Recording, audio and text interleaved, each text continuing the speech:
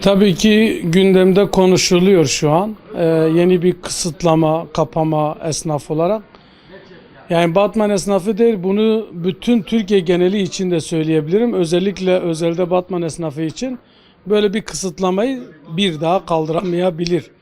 İflaslar gelebilir, batmalar gelebilir. Ticari, ekonomi boyutunda çok sıkıntılar yaşayabilir bu esnaf.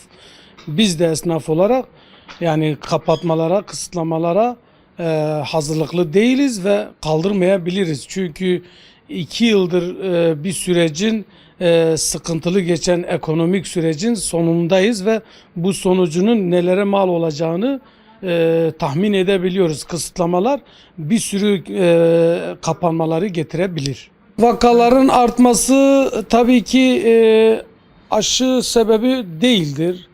Bu konuda herkes bir rehavete girdi, herkes bir rehavete kapıldı. 2 yıl sürecinin yoğun bir yorgunluğu da herkesi yıprattı.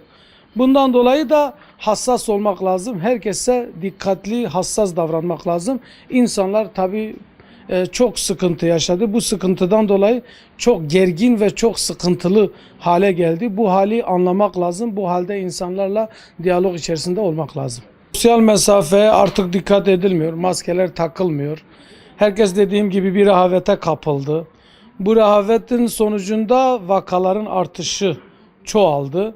Bunun için tedbir olarak tekrar herkesin daha dikkatli, daha itinalı, daha özen birbiriyle diyaloğa girmesi gerekiyor. İtinali olursak, özen gösterirsek vakalar inşallah düşer. Yani tabii bu da bir süreçtir. Bu korona süreci de inşallah geçecek.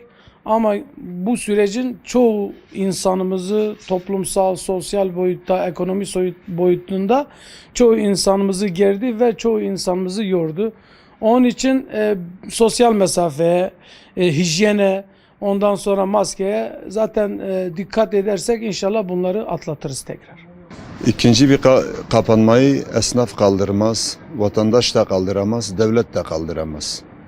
Bu büyük bir sıkıntı yaratır. Zaten şimdi vatandaşın hali perişandır. Devlet yeteri kadar destek vermiyor vatandaşa, esnafa da vermiyor. Sıkıntılar gittikçe büyüyor. Yapılan yardımları yeterli bulmuyorum.